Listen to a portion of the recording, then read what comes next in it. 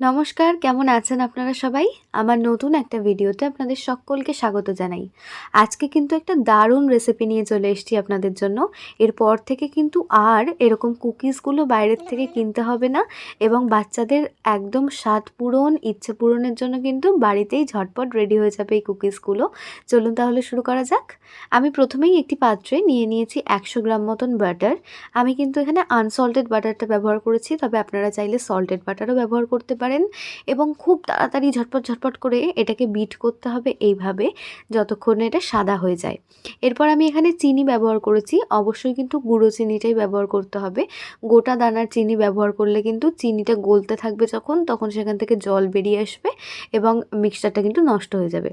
তো এখানে কিন্তু চিনিটা গুঁড়ো করেই ব্যবহার করব এবং মাঝে মাঝে একটু হাত ব্যথা হয়ে যাবে বটে এতক্ষণ ধরে এভাবে বিট করতে থাকার জন্য। তবে বিটটা খুব সুন্দরভাবে করতে হবে যতক্ষণ না একদম বাটারটা পুরো হোয়াইট হয়ে যাচ্ছে। তো প্রত্যেকটা উপকরণের পরিমাণ কিন্তু আমি এই স্ক্রিনে তো দিয়ে দিয়েছি, তার সাথে আমি ডেসক্রিপশন বক্স এবং কমেন্টেও দিয়ে দেব যাতে আপনাদের সুবিধা হয়। এরপরেও যদি কারোর কোনো কোয়েশ্চেন থাকে অবশ্যই কিন্তু কমেন্টে জানাবেন, আমি প্রত্যেককে রিপ্লাই করব। তো এই তো ভালো করে এরপর আমি ড্রাই ইনগ্রিডিয়েন্টসগুলোকে চেলে নিয়েছি এবং যে এসেন্স আমি এখানে ব্যবহার করেছি ভ্যানিলা এসেন্স, এর পরিবর্তে কিন্তু আপনারা চকলেট এসেন্সও ব্যবহার করতে পারেন। এবং কেউ যদি চান যে চকলেট কুকিজের পরিবর্তে ভ্যানিলা কুকিজ করব, তো সেই ক্ষেত্রে শুধুমাত্র কোকো পাউডারটা স্কিপ করলেই কিন্তু বাকি উপকরণগুলো সেম থাকবে। এখন হাতের সাহায্যে খুব সুন্দর করে একটা ডো তৈরি করে নিচ্ছি। তবে এটা কিন্তু রুটি বা লুচির মতন অতটা শক্ত ডো হবে না, এর থেকে অনেক বেশি সফট হবে। তবে আবার হাতেও লেগে যাচ্ছে না, এরকম একটা ডো হবে। আমি ডোটাকে যখন এরকম একটুখানি ময়াম দেওয়া হয়ে যাবে তখন এর মধ্যে একটু একটু করে দুধ দেব। আমি এখানে আনুমানিক ওই 2 টেবিল স্পুন মতন দুধ দিয়েছি। দুধের পরিমাণটা আপনাদের কাছে একটু কম বা বেশি কিন্তু হতে পারে, কারণ এটা ডিপেন্ড করে আপনাদের ময়দাটা কতটা পুরনো বা কোকো পাউডারটা কতটা পুরনো এর ওপরে। তো এখানে আমি লাস্টে দিয়ে নিলাম এসেন্স, ভ্যানিলা এসেন্সটা কিন্তু আরেকটু আগে দিলেও চলবে। তো খুব ভালোভাবে আমি সুন্দর করে এটা ডো তৈরি করে নিচ্ছি এবং অবশ্যই একটু সফট হাতে করতে হবে। আর লাস্টে কিছু চকো চিপস দিয়ে দিয়েছি, চকলেট কুকিজ যেহেতু একদম চকলেটে ভরপুর না হলে কি চলে। তো এইভাবে মিক্স করে নেওয়ার পর মানে ডোটা তৈরি হওয়ার পর দেখতে হবে হাতে যেন ডোটা লেগে না যায়, একদম সফট থাকে কিন্তু একদম হাতে লেগেও না যায়, এরকম একটা পর্যায়েতে বুঝতে হবে ডোটা হয়ে গেছে।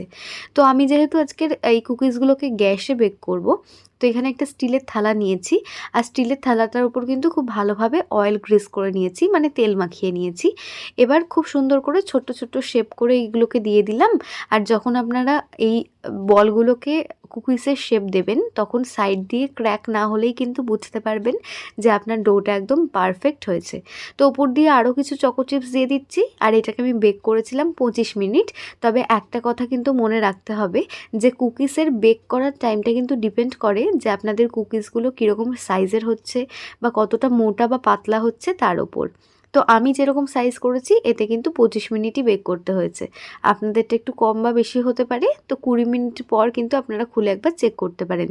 আর কুকিজ কিন্তু একদম ঠান্ডা না হওয়া পর্যন্ত কখনো ব্রেক করতে যাবেন না, কারণ গরম অবস্থায় এটা একদম কেকের মতন সফট থাকে, তবে যত ঠান্ডা হয় এটা কিন্তু কুকিজের মতন একদম ক্রাঞ্চি হয়ে যায়। এগুলোকে আপনারা কিন্তু যে কোনো এয়ারটাইট কন্টেনারে রেখে 1 সপ্তাহ থেকে 2 সপ্তাহ পর্যন্ত খেতে পারবেন এবং দারুণ সুস্বাদু হয়। বাচ্চাদের স্কুলের টিফিন হোক বা বড়দের চায়ের সাথে একদম জমে যাবে। তো আজকের ভিডিওটা কেমন লাগলো কমেন্টে জানিয়ে যাবেন। যদি ভালো লাগে একটা লাইক, শেয়ার এবং সাবস্ক্রাইব করে পাশে থাকার অনুরোধ রইল। ওকে, বাই।